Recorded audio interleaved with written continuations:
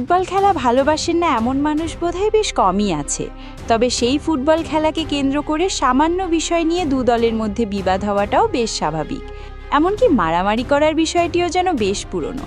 তবে এমন যদি হয় যে সেখানে এলাকার সব নারীরাও অংশ নেয়, তখন ভাবছেন এও কি সম্ভব? হ্যাঁ, সম্ভব। আর সেই অদ্ভুত ভিডিও এবার ভাইরাল হয়েছে সামাজিক মাধ্যমে।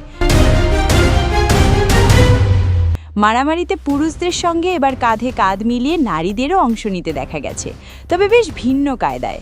পুরুষরা ইট এনে দিচ্ছেন নারীদের, আর নারীদের একজন সেই ইট ভাঙছেন, আর অন্য নারীদের কেউ কেউ তা পৌঁছেও দিচ্ছেন পুরুষদের কাছে, যেন সহজেই সংঘর্ষ জমে ওঠে।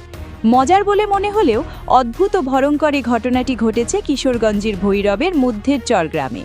স্থানীয় সূত্রে জানা গেছে, গত শুক্রবার মধ্যের চর গ্রামের ঈদগাহ মাঠে স্থানীয় যুবকদের উদ্যোগে পাশের ভাটিকৃষ্ণনগর গ্রামের সঙ্গে একটি ফুটবল টুর্নামেন্টের আয়োজন করা হয়েছিল।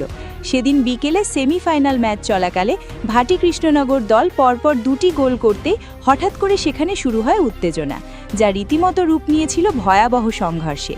তবে স্থানীয় মাতব্বরদের হস্তক্ষেপে সাময়িকভাবে পরিস্থিতি নিয়ন্ত্রণে আসে, কিন্তু ক্ষোভের আগুন তখনও নেভেনি। আর তাই শনিবার সকালেও বিষয়টি নিয়ে মীমাংসার জন্য স্থানীয় গণ্যমান্য ব্যক্তিরা বৈঠকে বসেন। তবে বিধিবাম সেখানেও উত্তেজনা ছড়িয়ে পড়ে, আর তা তখন আবারও রূপ নেয় ভয়াবহ সংঘর্ষে। তবে মজার ব্যাপার হলো, সেই সংঘর্ষের মধ্যেও ছিল এক অদ্ভুত রকমের সম্প্রীতি। সেখানে শুধু পুরুষরাই নয়, বরং নিজ নিজ এলাকার জয় নিশ্চিত করতে মাঠে নেমে পড়েন নারীরাও। কেউ কেউ ইট ভাঙছিলেন এবং সেই ইট পৌঁছেও দিচ্ছিলেন পুরুষদের হাতে হাতে। আর সেটি কেবল একজন দুজন নয়, যেন পুরো এলাকার নারীরা জড়িয়ে পড়েছিলেন এই সহিংসতায়। জানা গেছে, সেই সংঘর্ষে নারীসহ উভয় পক্ষের অন্তত 20 জন আহত হয়েছেন।